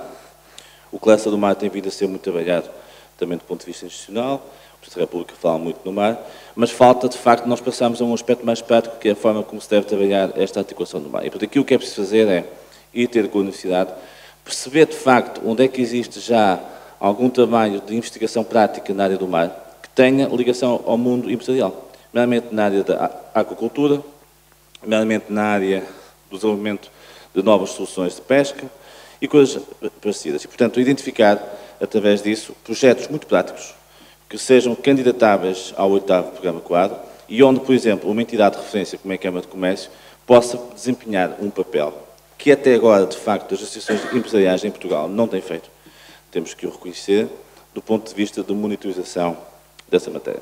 Finalmente, uma nota que tem a ver com a questão do financiamento. Eu parece-me que, de facto, toda esta ligação vai ter que ter muito por base a questão do capital de risco. Um outro aspecto muito importante, e que também pode ser um desafio para entidades como a Câmara de Comércio, é a questão da intermediação. Nós estamos a assistir, a nível internacional, e muito na União Europeia, àquilo que é o papel que estão a ter os chamados novos intermediários. Eu trouxe aqui o exemplo da aeronáutica, porque me parece um exemplo muito interessante do que está a passar, sobretudo do ponto de vista da ligação entre países emergentes, como é o caso do Brasil, e países mais maduros, como é o caso da Europa. A Embraer, que é uma conhecida empresa multinacional na área da aeronáutica, é a terceira empresa a seguir à Boeing e à Airbus, decidiu há 6 anos vir para a Europa, portanto, percebeu que havia um mercado importante a nível europeu e fez um contacto com vários países e acabou por optar por Portugal. Obviamente, houve aqui também decisões que se prenderam com questões políticas, mas o que é certo é que, como resultado dessa aposta em Portugal, abriu uma fábrica em Évora, que está a funcionar desde setembro do ano passado, e está a fazer todo um conjunto de articulações, nomeadamente com a Universidade da Beira Interior, também com o Instituto Superior Técnico e com outras universidades. Ora, a questão da aeronáutica parece-me um exemplo muito interessante, porque a forma como a Embraer decidiu vir para a Europa, e em particular para Portugal, foi tendo por base aquilo que é o chamado conceito dos novos intermediários. Ou seja, no fundo, o que ela percebeu é que dificilmente podia deixar de vir para um país como Portugal se não tivesse identificado nesse país um conjunto de competências que fossem capazes e suficientes para ela poder desenvolver os seus produtos. E, portanto, no fundo, o que estamos a falar é todos estes novos clusters que se estão a desenvolver dentro das novas áreas, nomeadamente a biotecnologia, a saúde, a aeronáutica, estão a precisar de centros de racionalidade que tenham em si mesmo competências muito específicas que permitam às grandes multinacionais instalar-se nesses próprios países. Ora, o papel das associações e das câmaras de comércio vai ser aqui muito importante, porque, por exemplo, numa altura em que se fala muito na captação de investimento estrangeiro e na necessidade de nós conseguirmos captar novamente para Portugal, para o continente e mesmo aqui para as regiões autónomas, investimento estrangeiro, nós temos que perceber que a captação do investimento estrangeiro mudou por completo. Enquanto que há 20 anos se conseguia, fruto de um trabalho político muito forte e fruto também de todo um contexto de investimentos que na altura tinham uma lógica muito própria, trazer uma Alta Europa para Portugal. Portanto, há 20 anos, quando os fundos comunitários, no fundo, iniciaram o seu ciclo mais expansivo na economia portuguesa, foi possível a Alta Europa vir para Setúbal e, portanto, teve, como sabemos, um impacto muito grande do ponto de vista de crescimento, não só do setor de componentes, mas do setor logístico, de que foi falado, e de todos os setores. Hoje isso é impossível. Hoje é impossível porque Portugal não deixa de ter custos de contexto adequados para isso acontecer. Portanto, hoje uma Volkswagen é investir em fábricas novas, que o faz cada vez menos, será em países novos, seja na China, seja na Índia, seja no Brasil, onde vai abrir daqui a poucos meses uma nova fábrica. Agora, há outro tipo de oportunidades em termos de investimento estrangeiro, que é basicamente o investimento em centros de inovação, em centros de criação de novos produtos, em centros de teste, em centros de demonstração. E, portanto, quando uma multinacional dessas multinacionais mais ligadas a estas novas áreas decide investir nesses centros de inovação, vai, de facto, procurar os sítios onde existem as competências. Agora, não basta que as competências existam nesses sítios, é preciso que haja uma racionalidade na sua gestão. E é aí que eu penso que as associações empresariais, como o caso da Câmara de Comércio, podem ter aqui uma oportunidade muito interessante do ponto de vista de juntarem o centro de inovação, juntarem a universidade, juntarem as empresas e juntarem os próprios municípios, porque nós temos que perceber que os municípios, independentemente da fase menos boa, porque estão a passar do ponto de vista financeiro, têm uma grande responsabilidade, quer em termos de coordenação política dos territórios onde estão, quer do ponto de vista também de competências em termos de emissão de licenças e de outro tipo de situações. E, portanto, também aqui é muito importante. Portanto, o tal triângulo estratégico, o tal triple helix, de que o professor Veiga Simão há um bocado nos falavam, vai ser decisivo nesta matéria. E eu acho que, efetivamente, para as câmaras de comércio e para as associações empresariais, a adoção do triângulo estratégico como grande referencial do ponto de vista de novos projetos vai ser muito importante. Um outro aspecto muito importante tem a ver com a questão das novas sucursais. Algumas outras multinacionais, mais ligadas às tecnologias de informação, que vieram para Portugal há menos tempo, há cerca de 15, 10 anos, a Microsoft, a Cisco, a HP, a Oracle, vieram numa base meramente comercial. Ou seja, o que fez, por exemplo, a Microsoft, para citar o caso mais conhecido, vir para Portugal há 15 anos, foram objetivos comerciais. Ou seja, Portugal é um país que estava em crescimento, havia dinheiros públicos, nomeadamente fundos comunitários, quer o Estado, quer as empresas estavam numa agenda de reorganização da sua própria estrutura interna, as tecnologias de informação faziam parte dessa agenda e, portanto, a Microsoft viu, e muito bem, um mercado potencial, obviamente limitado, mas com potencial até para depois poder avançar para a África e para outros países similares. Esse período está esgotado, porque o país deixou de ter capacidade financeira para adquirir este tipo de serviços, quer ao nível do Estado, quer ao nível das próprias empresas. Muitos desses investimentos já estão feitos e, portanto, hoje o que a Microsoft tem, do ponto de vista de negócio, por exemplo, é cada vez mais e só gerir licenças e coisas do género dentro daquilo que são as dificuldades que o Estado tem. Ora, a Microsoft e outras empresas têm aqui, de qualquer forma, uma outra oportunidade e que está a acontecer. E o caso, por exemplo, do Example, que foi aquele consórcio que se estabeleceu aqui há uns anos para fazer, na altura, o Magalhães e que, portanto, está numa fase de reorganização e de mudança de próprio contexto, é um exemplo típico. Ou seja, hoje estas multinacionais estão muito interessadas também em ter, em países como Portugal, o aproveitamento de competências que lhes permitam desenvolver novos produtos à medida de países novos. Por exemplo, a Microsoft, para entrar mais facilmente, que está a entrar muito facilmente agora, em Angola, em Moçambique e mesmo em alguns países da África francófonos, como o caso de Marrocos e da Nigéria, precisa muito daquilo que foi a experiência que fez em Portugal. E também aí, entidades como a Câmara de Comércio podem ter um papel muito importante, por dois motivos. Primeiro, porque têm na sua base associativa muitas pequenas e médias empresas, que ou são elas próprias representantes da Microsoft, ou são clientes da Microsoft, ou são parceiros da Microsoft. E, portanto, podem ajudar na constituição de pequenos núcleos que têm aqui uma capacidade muito grande. Portanto, eu diria que, para sintetizar, um dos desafios que entidades como a Câmara de Comércio têm, cada vez mais no futuro, é serem pivôs na captação de investimento estrangeiro. O investimento estrangeiro é um dos objetivos centrais para a economia portuguesa. Os fundos comunitários, não financiando diretamente a captação de investimento estrangeiro, porque não é esse o seu objetivo, podem financiar o contexto da sua captação, nomeadamente a criação daquilo que nós podemos chamar uma estrutura positiva que o permita captar. E, portanto, são as entidades como a Câmara de Comércio que terão esta capacidade de o fazer. Aqui só uma pequena nota que tem a ver com dois aspectos que me parecem muito importantes, que é a questão da inovação aberta e a questão das redes de conhecimento.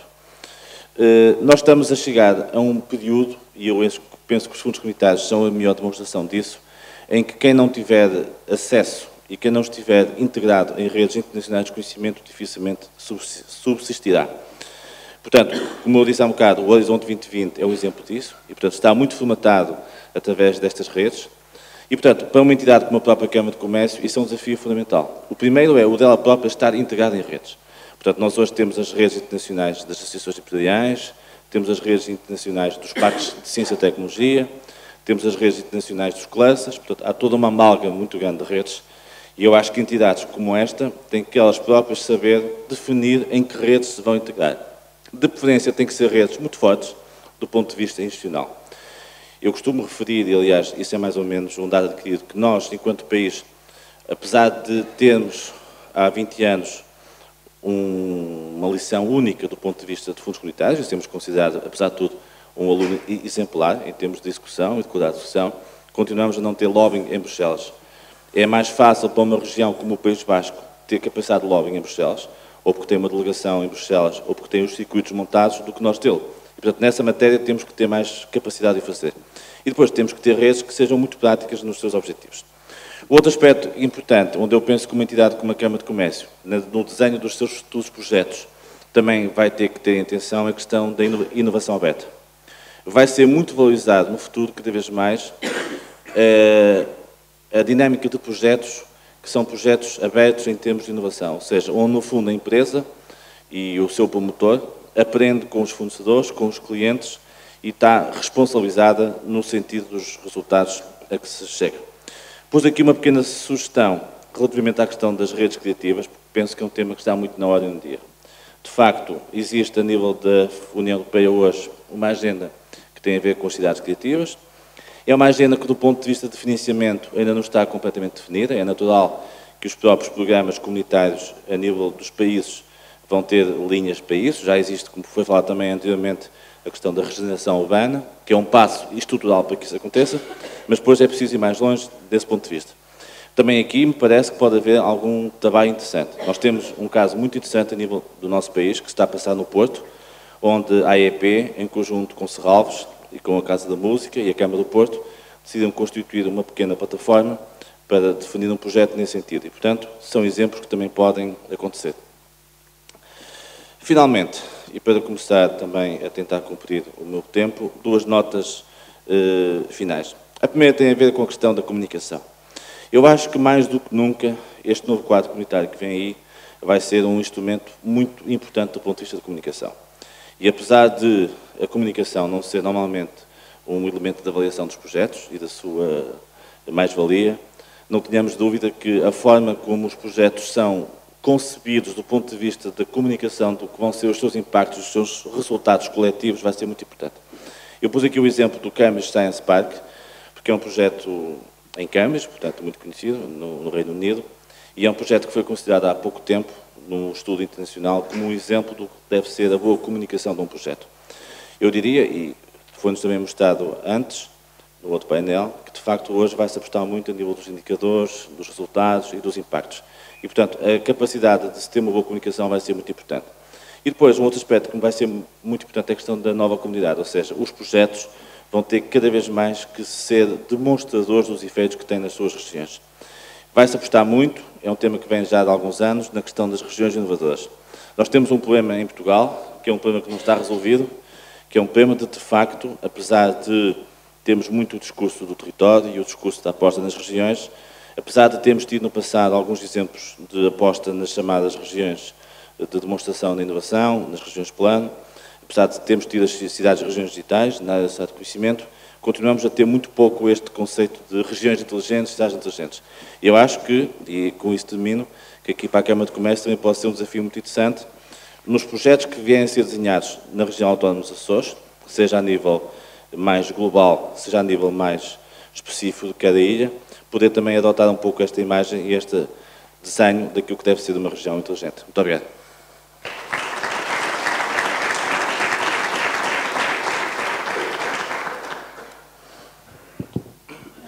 Muito obrigado, Francisco Jaime Quezado.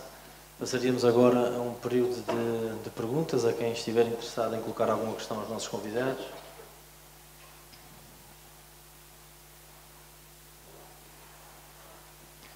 Não havendo, por enquanto, ninguém que se manifeste, eu gostava de colocar duas questões, sendo a primeira dirigida ao Ricardo Félix.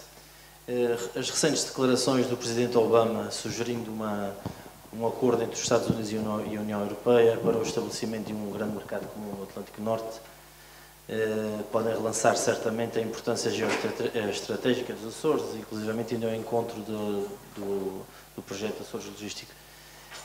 Pode estar aqui uma oportunidade para revolucionar verdadeiramente o paradigma da nossa economia? Pois, eu tenho ideia que veio em tempo, não é? Esta necessidade que foi sentida e que foi declarada e que faz parte, obviamente, de um plano de comunicação de algo que está a ser, enfim, preparado no âmbito do combate à crise. Os Estados Unidos também não passam um bom momento. Há muita pobreza como nunca houve, etc. Por causa do desemprego. Eu tenho a ideia que chegou em tempo. O que é que isto quer dizer? Não só pelo impacto que tem no tráfego e pelas necessidades logísticas que esse tráfego novo, que vem em cima daqueles 6 milhões, necessita, porque este nosso projeto vai permitir lançar um serviço que diminui muito, não é, o tempo de transporte e vai criar condições para dispersar muito, digamos assim, a carga pelos diferentes portos e, portanto, isso vai conduzir, efetivamente, a novas oportunidades que não podem ser sujeitas ou não podem ser suportadas pelo transporte aéreo. Portanto, digamos que este hub dos Açores, este Açores Atlantic Hub, permitirá, mesmo do ponto de vista marítimo, encontrar condições para ter um serviço que está entre o avião e o transporte marítimo atual, com um custo muito próximo daquele que é o valor, que é o custo atual do transporte marítimo. Portanto, eu diria que este New Deal, neste caso mais atlântico, vai não só requerer esses requisitos, portanto não vai só determinar esses requisitos, como vai provavelmente atrair a atenção dos Estados Unidos para o financiamento do projeto. Isso, de certa maneira, está também conjugado, ou pode estar conjugado aqui com a necessidade dos Estados Unidos olharem, digamos, com um olhar diferente para os Açores, por via aqui da evolução da base das lajes, porque este era um projeto eminentemente europeu. Portanto, era um projeto feito muito com vista, digamos, a melhorar o comércio entre a Europa e os Estados Unidos. Neste momento, com este projeto, vamos chamar-lhe assim, divulgado naquela declaração do Presidente Obama, haverá, porventura, realmente uma necessidade declarada também de poder apoiar um novo sistema de transportes, porque é aquilo que nós estamos a procurar fazer. Por outro lado ainda, os Estados Unidos veem, nomeadamente em Portugal, um acesso facilitado à África e ao Brasil, como aqui já foi referido anteriormente. Este novo sistema permite, de facto, criar condições de conectividade ampla e muito mais facilitada com estes mercados emergentes, como é o caso de alguns países da África, nomeadamente Angola, e o caso do Brasil, que está verdadeiramente entupido, não é? Portanto, tem uma capacidade enorme de exportação, mas estão constrangidos ali pela falta de portos, está tudo a concentrar-se muito no Porto de Santos, no sul do país, em São Paulo, e, portanto, vivem com grandes necessidades de poder pôr a jogo portos mais pequenos, portanto, não terem que vir a Santos, como no caso de Angola, que tem dificuldades porque não pode receber navios muito grandes. Enfim, a economia, digamos, europeia do Mediterrâneo também não pode conviver com aqueles tempos de trânsito de 40 dias. Portanto, este novo sistema não é para substituir o sistema atual, é para poder captar uma parte do tráfego premium, que exige tempos de resposta mais rápidos, tempos de transporte mais rápidos, para mercadorias que têm que circular nestes fluxos sem ter toques de um lado e do outro. Portanto, aquilo que normalmente se faz pelo avião, que são, digamos, envios com urgência e de alto valor que permitem suportar o preço do transporte, aqui nós conseguimos encontrar, de facto, um serviço premium com características quase, digamos assim, próximas do avião, no sentido de não que tenha tempos idênticos, mas porque consegue ter frequência e consegue ter tempos totais de transporte mais rápidos e, seguramente, aquilo que nós, no fundo, já tínhamos visto, mesmo antes deste projeto, vamos chamar-lhe Atlântico, entre os Estados Unidos e a Europa, era alguma coisa que já se suportava bem em cima dos 6 milhões dos teus que temos, agora com esta necessidade que crescerá, seguramente vai ser um impulso e até, como digo, do ponto de vista de financiamento. Muito obrigado. Colocava agora uma outra questão a ambos os outros intervenientes, neste caso o Francisco, que nos Açores já tem-se assistido demasiadas vezes a investimentos que pecam, na minha opinião, por apostar em produtos, digamos, da linha branca, que têm de competir em escala, quando nós não temos dimensão, e ao invés de apostarem na diferenciação e no valor acrescentado e na capitalização da marca Açores, que acho que hoje em dia tem cada vez mais prestígio. Qual é a opinião dos dois sobre este assunto? Vamos ver, eu penso que os Açores têm, neste novo ciclo que agora se inicia, que se focalizar muito naquilo que deve ser a sua agenda. Portanto, e diria basicamente o seguinte. Primeiro, neste quadro internacional competitivo que nós temos aí para frente, regiões como os Açores, que são regiões consideradas ultraperiféricas e, portanto, com uma especificidade muito própria do ponto de vista do seu funcionamento, têm que, de facto, especializar-se muito naquilo que são as suas áreas de intervenção. E, portanto, eu acho que, em relação aos Açores, como há um bocado já tentei dizer, mas resumindo outra vez, há aqui 3 grandes oportunidades, na minha opinião. A primeira é, de facto, a oportunidade logística, entre aspas, ou seja, de se afirmar como um verdadeiro hub, primeiro, da captação de investimento, de inovação, que possa ter aqui o seu espaço adequado para se desenvolver. Nós temos que perceber que empresas de referência a nível mundial, como a Siemens, como a Bosch, na área mais das tecnologias, ou outras associadas, precisam hoje de contextos adequados que tenham basicamente a ver com um centro de competência de referência, uma universidade, e centros de inovação associados, e alguma capacidade crítica local que permita fazer esse desenvolvimento. Eu acho que, a nível do nosso país, como o continente já está um bocado esgotado nesta matéria, eu acho que os Açores se podem especializar em tentar ser, em algumas áreas que sejam claras para a sua identidade, e pronto, admito que nas áreas associadas ao mar, nas áreas associadas à própria biotecnologia, que tem a ver muito também com os produtos do mar, eu acho que há um conjunto de pequenas áreas onde isso é possível e pode ser feito. Portanto, hub de investimento estrangeiro e de inovação. O segundo é, como tem uma oferta muito forte do ponto de vista de atividades mais tradicionais, nomeadamente na área agroalimentar e em outras atividades, e estas atividades, como sabemos, estão numa fase de grande crescimento, basta ver o que está a passar com os vinhos portugueses e com o próprio setor agroalimentar. Ainda há pouco tempo o Ministro dos Negócios Estrangeiros esteve numa ofensiva de diplomacia económica no Médio Oriente e em países como o Qatar, e, de facto, a apetência para os estudos portugueses começa a ser muito interessante. Há uma reconhecida deficiência na capacidade de oferta nacional, porque é limitada, nomeadamente ao nível de alguns produtos. Eu acho que os Açores têm que entrar nesta rota, ou seja, a rota do agroalimentar a nível internacional não pode esquecer os Açores. E, portanto, se os Açores têm um bom leite, se têm bons produtos alimentares e se têm outros produtos associados, têm que entrar nesta agenda, e, portanto, é uma agenda muito clara. Terceira nota, e com isto termino, a questão do empreendedorismo. Nós temos que ter, não vale a pena ter ilusões. O empreendedorismo de base local não tem subsistência hoje. Pode estar a criar uma empresa com a expectativa de que vai ter um mercado local que a faz sobreviver, isso acabou. Com a crise de consumo que nós temos, com as dificuldades financeiras que o Estado está a ter ao nível dos municípios e ao nível dos próprios governos centrais, aqui neste caso o governo regional, é difícil uma pequena startup de tecnologias ou outras matérias associadas querer ter a pretensão de que, com os custos de contexto que está a ter, ao nível de fiscalidade, ao nível de segurança social e outros associados, vai sobreviver. Portanto, o empreendedorismo só faz sentido, e isto é uma mensagem que é para o continente, que é para as regiões, que é um pouco por toda a Europa, se for um empreendedorismo de rede. E, portanto, hoje as únicas empresas que têm algum sentido do ponto de vista de empreendedorismo são empresas que, pelo produto que conseguem criar, conseguem captar o interesse de parceiros internacionais, sejam outras startups, sejam outras multinacionais, e com isso entrar no jogo da internacionalização e da exportação. Portanto, eu acho que nós, no fundo, vamos precisar de, cada vez mais, termos critical software, empresas do género, que são empresas que cresceram muito à custa deste efeito rede e que hoje vendem para o mundo, e, portanto, Portugal deixou de ser um mercado de referência. É apenas ainda, em muitos casos, ou a sua sede de nascença. Luís? Ok. Eu penso que a questão que colocaste é, de fato, fundamental. Nós não temos produtos de grande valor acrescentado e a nossa preocupação de futuro terá que ser esta, que produtos de valor acrescentado poderemos criar nos Açores. A competitividade faz com aumento de exportações e substituição de importações. Portanto, é isto que nós temos que intervir no futuro.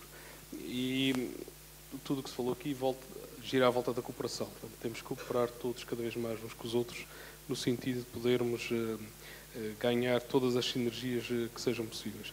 E também temos que pensar que somos 9 ilhas e temos cada vez mais de pensar qual é a especialidade de cada ilha, como é que cada ilha se pode desenvolver, sem querermos que todas se desenvolvam da mesma maneira e de forma igual, como tem sido ao longo do tempo. Cada uma tem a sua especificidade e é essa que deve ser potenciada e não querermos replicar as coisas 9 vezes ou às vezes 19 vezes, consoante os conselhos. A questão da universidade aqui penso eu que é fundamental. Há muita investigação feita em quase todas as áreas que têm vindo a ser aqui faladas. Agora também há um problema de comunicação da universidade para o exterior, das empresas também com a universidade. E tem que haver maior diálogo nessa perspectiva. Essa última questão que tem vindo, que estava aqui a ser referida sobre a questão das redes e de nos juntarmos aos parceiros internacionais, o grande exemplo tem sido a quantidade de verbas que temos perdido do 7º Programa Quadro, que não conseguimos entrar no sistema e gerar parcerias suficientes para ir buscar fundos comunitários de elevado valor para investir nos Açores. Muito bem. Não sei se na plateia... As luzes são um pouco fortes, não consigo ver se alguém tem alguma intervenção. Não sendo o caso, muito obrigado pela intervenção de todos. Foram excelentes intervenções. O painel número 2 fica encerrado e marcamos encontrar amanhã. Esperamos vê-los a todos aqui novamente. Muito obrigado.